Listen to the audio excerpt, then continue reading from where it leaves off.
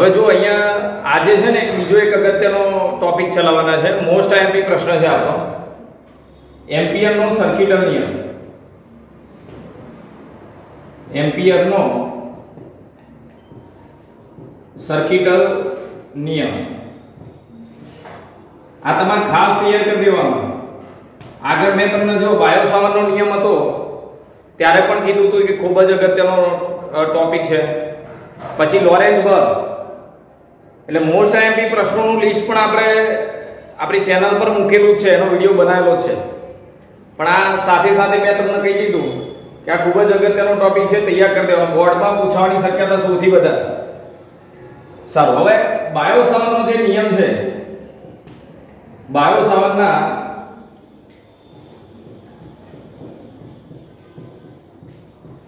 નિયમનું વધુ સરળ અને સચોટ સ્વરૂપ એટલે આ એમ્પિયરનો સર્કિટલ નિયમ.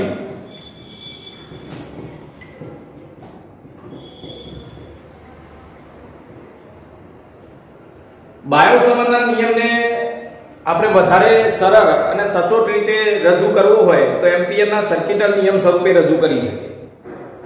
હું પહેલા બાયો સાવરના નિયમની વાત કરી લઉં, તમને કેટલીક બાબતો ખબર પડી જાય. આપણે છે ને બાયો સાવરના નિયમની અંદર આ વિદ્યુત પ્રવાહધારી કોઈ બંધ ગાળો હોય તો એના વડે અક્ષ પરના કોઈ પણ બિંદુએ ઉદ્ભવતું ચુંબકીય ક્ષેત્ર, અહીંયા કેટલું ચુંબકીય ક્ષેત્ર ઉત્પન્ન થતું હશે એ બાયો સાવરના નિયમ વડે આપણે શોધી શકીએ. પછી કોઈ વિદ્યુત પ્રવાહધારી તાર હોય, એટલે કે કોઈ વિદ્યુત પ્રવાહધારી વાહક હોય, એનાથી r અંતરે આવેલા બિંદુએ ઉદ્ભવતું ચુંબકીય ક્ષેત્ર એ પણ બાયો સાવરના નિયમ વડે શોધી શકાય. પણ યાદ રાખવાનું, બાયો સાવરના નિયમનો ઉપયોગ કરી તમે યાદ હોય તો આપણે શું કરતા હતા બાયો સાવરના નિયમમાં? એક નાનો ખંડ લેતા હતા જેને આઈડિયલ ધારતા હતા, પછી એના વડે r અંતરે આવેલા બિંદુએ ચુંબકીય ક્ષેત્ર એનું સૂત્ર લખી એનું સાદું રૂપ આપતા હતા. એની ચર્ચા આપણે આગળ કરેલી છે એટલે વધારે ચર્ચા હું કરતો નથી. ટૂંકમાં બાયો સાવરના નિયમ વડે કોઈ પણ વિદ્યુત પ્રવાહધારિત વાહક હોય એના વડે કોઈ પણ બિંદુએ ચુંબકીય ક્ષેત્ર શોધવું હોય તો એની જે રીત છે ને બહુ લાંબી છે. બહુ ઘણી બધી લાંબી રીત કરો તો સાદું રૂપ આપો પછી તમને ચુંબકીય ક્ષેત્રનું સૂત્ર મળે, જે આ ટોપિકની અંદર આપણે સમજી ગયા હતા. કેટલી લાંબી રીત હતી એ તમે આમાં જોઈ હતી. હવે એ જ ચુંબકીય ક્ષેત્ર તમારે બહુ સરળતાથી, મતલબ 2 કે 3 સ્ટેપમાં જવાબ લાવી દેવો હોય, કોઈ પણ વિદ્યુત પ્રવાહધારિત વાહક વડે કોઈ બિંદુએ ઉદ્ભવતું ચુંબકીય ક્ષેત્ર સરળ રીતે લાવવું હોય 2 કે 3 સ્ટેપમાં, તો એમ્પિયરના સર્કિટલ નિયમ વડે લાવી શકાય. અને માટે આ વસ્તુ એટલા માટે લખી છે, બાયો સાવરના નિયમનું વધુ સરળ અને સચોટ સ્વરૂપ એટલે એમ્પિયરનો સર્કિટલ નિયમ. એમ્પિયરના સર્કિટલ નિયમમાં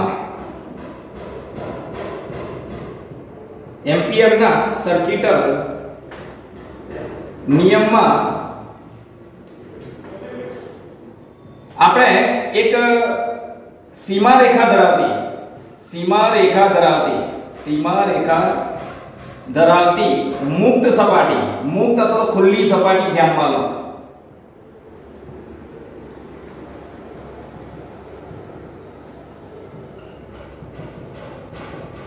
સમજો, એમ્પિયરનો સર્કિટલ નિયમ આપણે મેળવવો હોય, સર્કિટલ નિયમ શું છે એ સમજવું હોય તો આપણે પહેલું કામ શું કરવાનું છે? સીમા રેખા ધરાવતી મુક્ત સપાટી ધ્યાનમાં લેવાની છે. ચલો ધ્યાનમાં લઈ લઈએ. આવી એક સપાટી આપણે ધ્યાનમાં લઈ લઈએ. આ સીમા રેખા ધરાવતી મુક્ત સપાટી, જેનું નામ આપ્યું આપણે C, એ ધ્યાનમાં લો.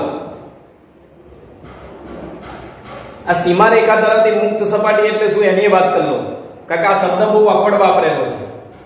એક બંધ ગાળો ધ્યાનમાં લેવાનો, બંધ લૂપ, રિંગ પણ કહી શકીએ આપણે. આવી કોઈ પણ બંધ સપાટી ધ્યાનમાં લેવાની કે જે અંદરથી ખુલ્લી હોય, મુક્ત હોય.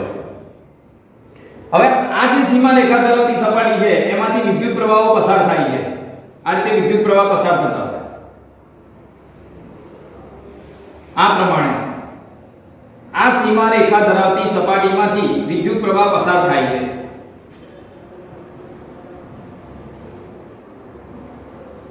સીમા રેખા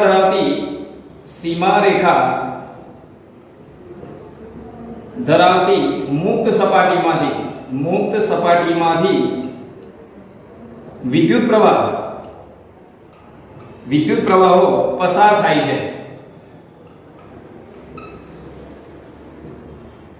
એટલે તમારે શું કરવાનું, કોઈ પણ વિદ્યુત પ્રવાહ ધારિત વાહક આપ્યો હોય ને કે જેમાંથી આમ પ્રવાહ વહેતો હોય તો એ પ્રવાહોની આસપાસ તમે સીમા રેખા ધરાવતી બંધ સપાટી ધારી શકો। એમ્પિયરના સર્કિટના નિયમમાં આ સપાટી તમારે વિચારવી પડે।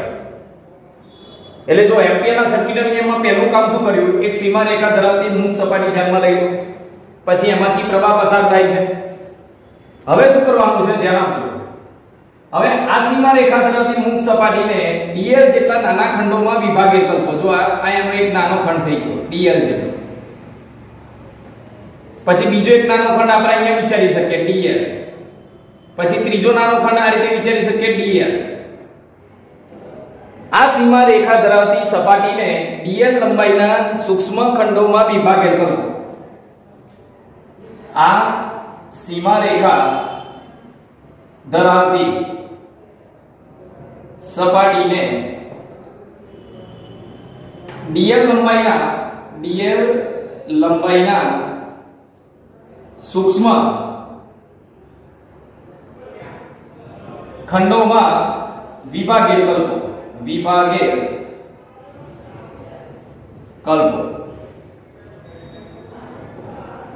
એટલે આ સીમા રેખા ધરાવતી સપાટી હોય ને એને dl લંબાઈના નાના નાના ખંડોમાં વિભાજિત કરી દો। હવે બીજું એવું ધારી લો કે અહીંયા ચુંબકીય ક્ષેત્ર સ્પર્શક સ્વરૂપે છે। આ રીતે જ છે, જે રીતે સીમા રેખા ધરાવતી સપાટી વક્ર છે એ જ વક્ર પર ચુંબકીય ક્ષેત્ર પણ છે। મતલબ અહીંયા ચુંબકીય ક્ષેત્રનો સ્પર્શીય ઘટક ધ્યાનમાં લઈ, એટલે ધ્યાન આપજો। અહીં આ સૂક્ષ્મ ખંડોને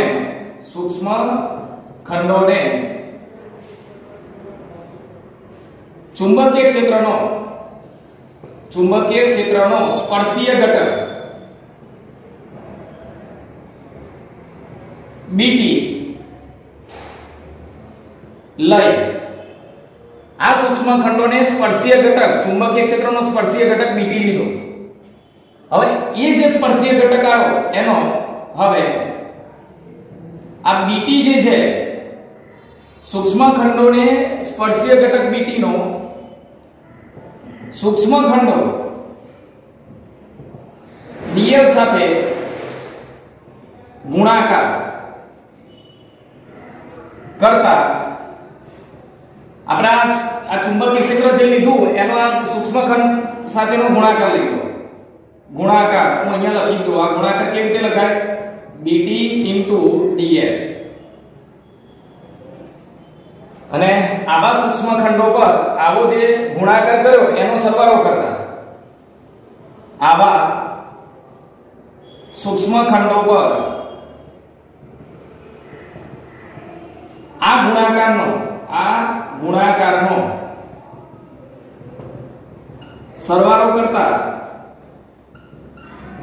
હવે જો અહીંયા બરોબર ધ્યાન રાખજો, આ જે સૂક્ષ્મ ખંડો પર જે નાના ખંડો છે અતિ સૂક્ષ્મ, એટલે આ ગુણાકારનો સરવાળો કરો ને તો એ સંકલનમાં પરિણમે છે।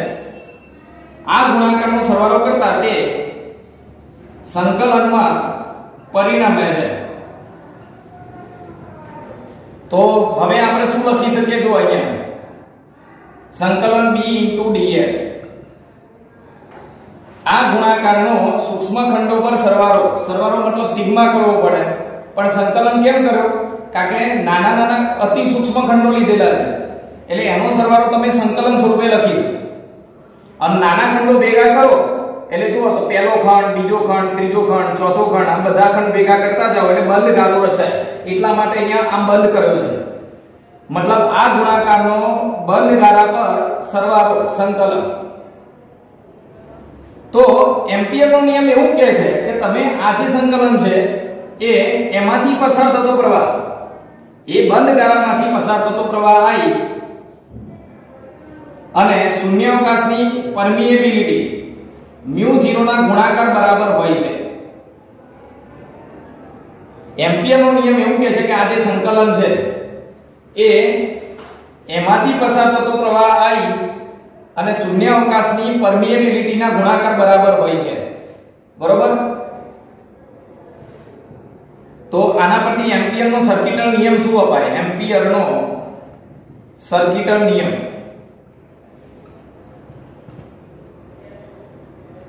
શું કરવાનું છે? પહેલા આટલા સ્ટેપ યાદ રાખી લો, તો પછી હું નિયમ તમને યાદ કરી દઉં. અને બહુ સરળ છે. જો આ લખાણ થોડું અકવડ છે કારણ કે બુક પ્રમાણે છે, એટલે હું તમને એક સરળ રીતે સમજાવી દઈશ કે કેવી રીતે યાદ રાખવાનું છે. તમારે એમ્પિયરનો સર્કિટલ નિયમ શું છે સમજવું છે. તો તમે પહેલું કામ શું કરવાનું? એક સીમા રેખા ધરાવતી બંધ સપાટી, તો ખુલ્લી સપાટી, મુક્ત સપાટી ધ્યાનમાં લઈ લો. સીમા રેખા ધરાવતી મુક્ત સપાટી મતલબ રિંગ કે બંધ ગારો એવું કંઈક ધ્યાનમાં લઈ લો. હવે એમાંથી વિદ્યુત પ્રવાહો પસાર થાય છે. તો પહેલું કામ શું કરો છો તમે? આ સીમા રેખા ધરાવતી સપાટીને નાના નાના dl લંબાઈના સૂક્ષ્મ ખંડમાં વિભાજિત કરવી. એ પોઈન્ટ અહીંયા લખી દીધો. જો dl લંબાઈના સૂક્ષ્મ ખંડમાં વિભાજિત કરો, પછી ચુંબકીય ક્ષેત્ર પણ એને સ્પર્શક સ્વરૂપે લઈ લો. દરેક ખંડને ચુંબકીય ક્ષેત્ર સ્પર્શક સ્વરૂપે. એનો મતલબ કે અહીંયા ચુંબકીય ક્ષેત્ર આ સપાટી પર વર્તુળાકાર સ્વરૂપે હશે. બરોબર? એટલે અહીં આ સૂક્ષ્મ ખંડોને ચુંબકીય ક્ષેત્રનો સ્પર્શીય ઘટક BT લઈ, હવે BT નો આ સૂક્ષ્મ ખંડો સાથે ગુણાકાર કરો. એટલે ગુણાકાર આ રીતે દર્શાવાય. અને પછી આ બધા ખંડો પર એનો સરવાળો કરો. આ ગુણાકારનો સૂક્ષ્મ ખંડો પર સરવાળો કરતા નાના ખંડો છે એટલે કે સરવાળો સંકલનમાં પરિણમે છે. અને આ જે સંકલન આવ્યું એ એમ્પિયરનો સર્કિટલ નિયમ શું કહે છે કે એ બંધ જે મુક્ત સપાટી છે એમાંથી પસાર થતો પ્રવાહ અને શૂન્યાવકાશની પરમિએબિલિટીના ગુણાકાર બરાબર હોય છે. તો આનો મતલબ હવે હું તમને કહી દઉં બહુ સરળ રીતે. એક વસ્તુ યાદ રાખો, કોઈ પણ વિદ્યુત પ્રવાહ આધારિત વાહક હોય, આ કોઈ વિદ્યુત પ્રવાહ આધારિત વાહક છે જેમાંથી આ રીતે પ્રવાહ વહેતો હોય, તમારે ચુંબકીય ક્ષેત્ર શોધવું હોય. આના વડે કોઈ પણ બિંદુ પાસે ઉદ્ભવતું ચુંબકીય ક્ષેત્ર કેટલું, તો એના માટે કરવાનું શું? અહીંયા એક તો પહેલા જે તે બિંદુ પાસે બિંદુમાંથી પસાર થતી એક બંધ સપાટી લઈ લો. સીમા રેખા ધરાવતી મુક્ત સપાટી ધ્યાનમાં લઈ લો, જેને એમ્પિયર લૂપ કહેવાય. યાદ રાખજો, એમ્પિયર લૂપ. અને આ જે સપાટી તમે બંધ સપાટી ધ્યાનમાં લીધી, બંધ ગારો ધ્યાનમાં લીધો, એમ્પિયર લૂપ ધ્યાનમાં લીધી, એ એવી રીતે લેવાની કે જે ચુંબકીય ક્ષેત્રની દિશામાં જ હોય. જો આ ચુંબકીય ક્ષેત્રની દિશામાં છે, કેવી રીતે? ધારી લો કે આ તારમાંથી પ્રવાહ આમ વહેતો હોય, તો પ્રવાહ તમે સમજો, તારમાંથી પ્રવાહ આમ જતો હોય તેનું ચુંબકીય ક્ષેત્ર કેવી રીતે હોય? તો જમણા હાથના નિયમ પરથી આપણે શોધી શકીએ. પ્રવાહની દિશામાં અંગૂઠો આંગળીઓ આ રીતે વધેલી હોય. જો એટલે આ તારની આજુબાજુ ચુંબકીય ક્ષેત્ર આ રીતે વર્તુળાકાર સ્વરૂપે હોય. તો જે રીતે ચુંબકીય ક્ષેત્ર છે એ જ રીતે આપણે એક એમ્પિયર લૂપ લઈ લઈએ. આ પહેલું કામ. પછી શું કરવાનું? આ એમ્પિયર લૂપ પર આ ચુંબકીય ક્ષેત્ર પણ આ દિશામાં જ છે. જો અહીંયા ચુંબકીય ક્ષેત્ર આ તરફ જ છે, આ રીતે. તો આ ચુંબકીય ક્ષેત્રને નાના નાના ખંડોમાં વિભાગી કલ્પી લો dl લંબાઈના. અને પછી એ દરેક ખંડ પર આ ચુંબકીય ક્ષેત્રનો સરવાળો, આ દરેક ખંડ પર આ ચુંબકીય ક્ષેત્રનો સરવાળો કરી દો, મતલબ સંકલન.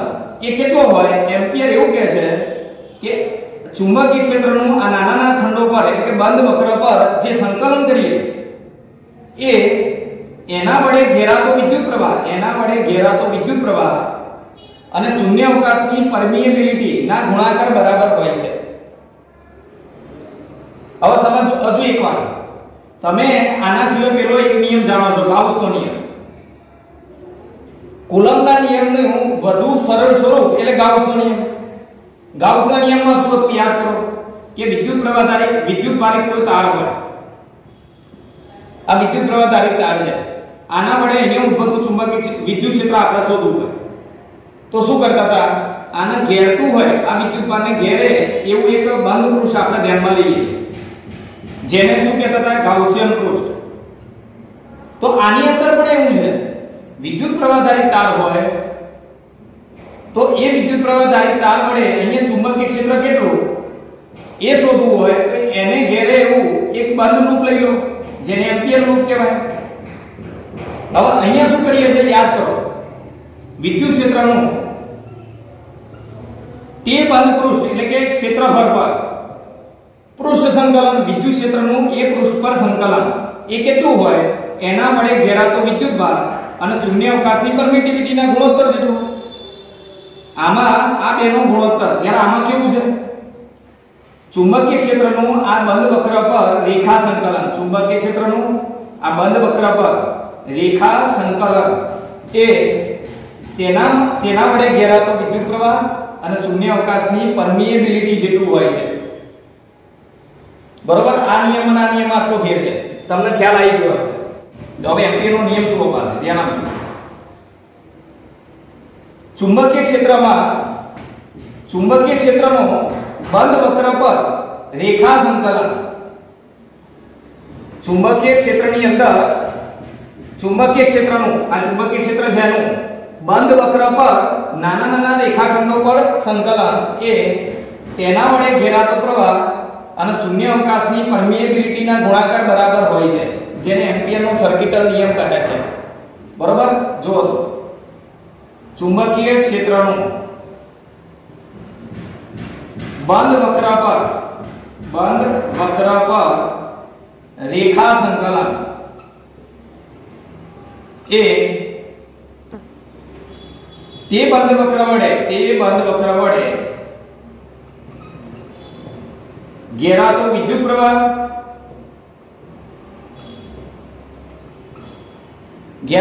પ્રવાહ અને શૂન્યાવકાશની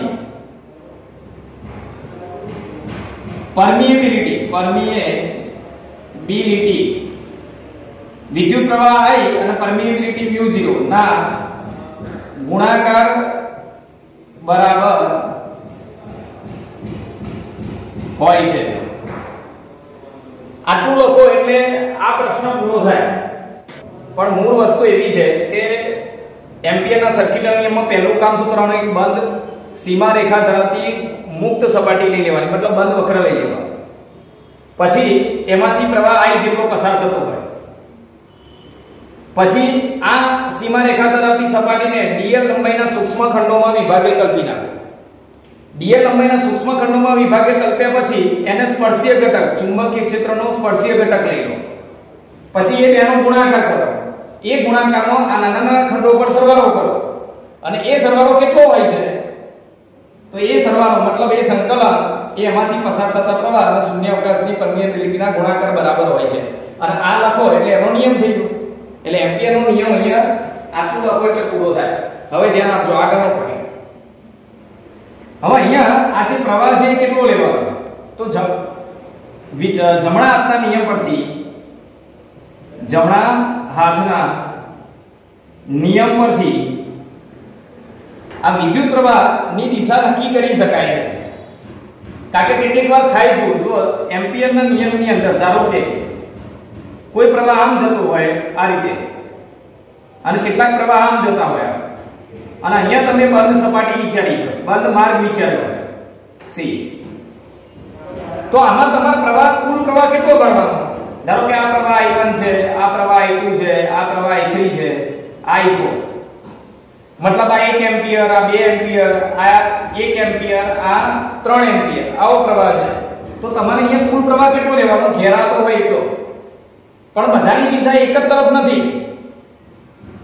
એક જ તરફ દિશા હોય તો બધા વડે ઉદ્ભવતું ચુંબકીય ક્ષેત્ર, આ શું કહેવા માંગે છે, આ તારમાં ત્રણેય પ્રવાહ એક જ દિશામાં હોય તો દરેક વડે ઉદ્ભવતું ચુંબકીય ક્ષેત્ર આમ જ હોય. જો એટલે આની આજુબાજુ ચુંબકીય ક્ષેત્ર અહીંયાથી બહાર આવતું હોય, બધાનું ચુંબકીય ક્ષેત્ર એક જ દિશામાં હોય ને સરવાળો થાય એટલે કુલ ચુંબકીય ક્ષેત્ર બધાનું લેવું.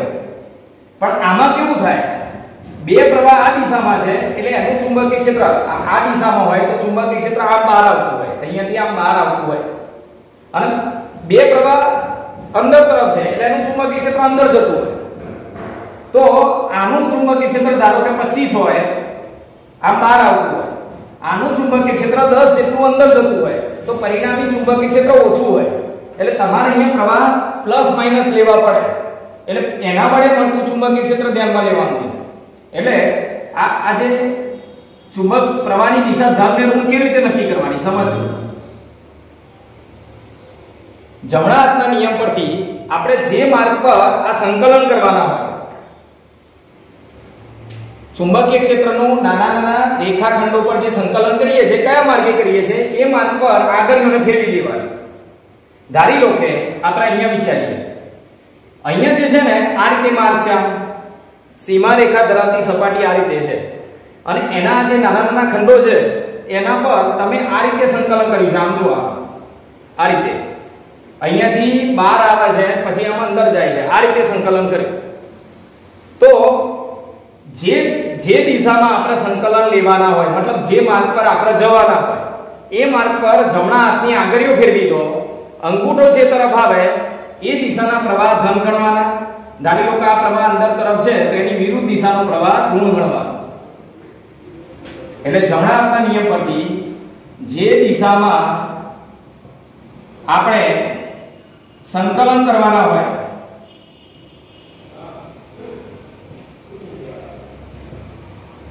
તે દિશામાં જમણા હાથની આંગળીઓ વાળતા, જમણા હાથની આંગળીઓ વાળતા અંગૂઠો, આંગળીઓ તમે એ દિશામાં વાળી દીધી એટલે અંગૂઠો જે દિશામાં આવે, અંગૂઠો જે દિશામાં મળે તે દિશામાં રહેલા પ્રવાહ ધન લેવા, અને એની વિરુદ્ધ દિશામાં જે પ્રવાહ હોય, વિરુદ્ધ દિશામાં જે પ્રવાહ હોય એને ઋણ લેવામાં આવે છે. હવે બીજી એક વસ્તુ, છેલ્લો એક પોઈન્ટ બાકી રહ્યો, એ પણ હું અહીંયા લખી દઉં છું. આટલી બાબત તમને ક્લિયર થઈ ગઈ હશે. હવે આગળ સીમા રેખા ધરાવતી બંધ સપાટી કેવી રીતે વિચારવી.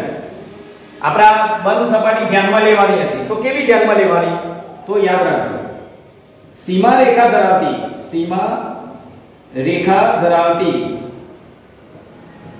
બંધ સપાટી અથવા બંધ ગારો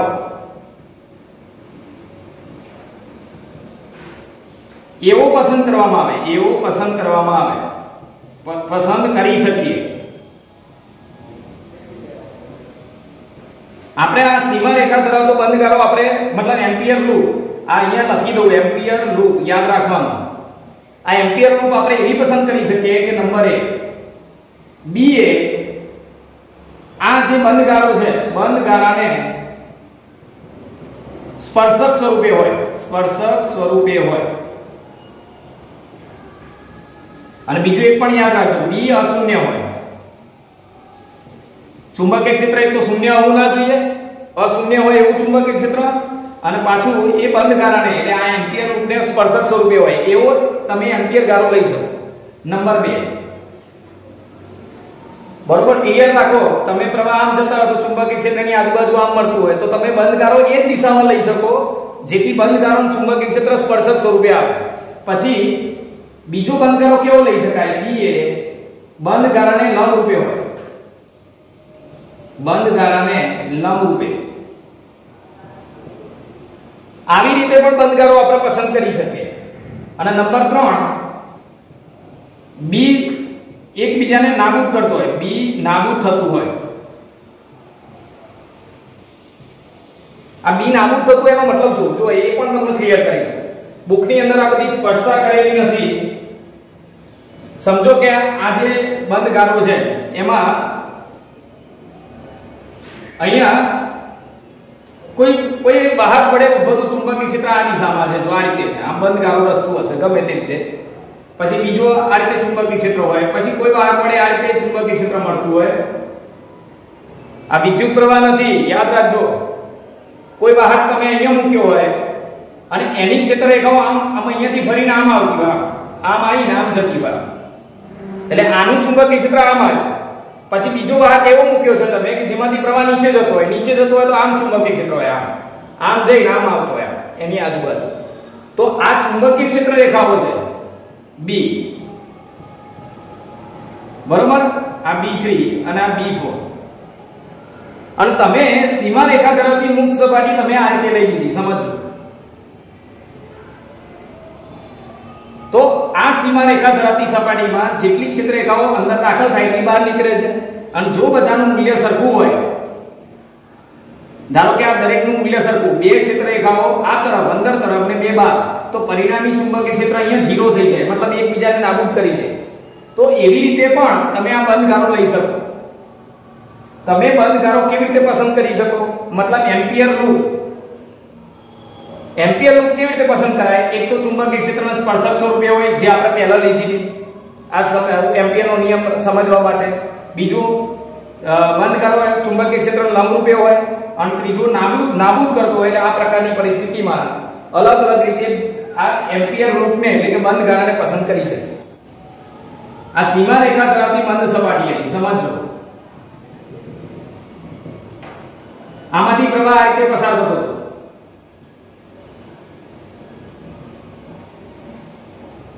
હવે આના નાના નાના ખંડો આપણે આ દિશામાં લીધા છો, dl લંબાઈના. dl લંબાઈના નાના નાના ખંડો આ પ્રમાણે લઈ લીધા, આ રીતે આમ ખંડો આવશે, એટલે આખો બંધ ગારો રચશે. પછી ચુંબકીય ક્ષેત્ર પણ એક દિશામાં લીધું, બરોબર. તો જો આ બંધ ગારાની લંબાઈ, બંધ ગારાની કુલ લંબાઈ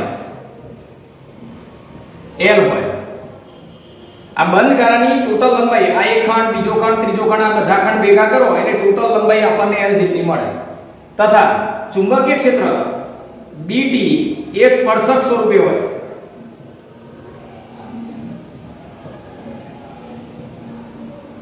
ચુંબકીય ક્ષેત્ર આ ગારાને સ્પર્શક સ્વરૂપે હોય, આ પોઈન્ટ.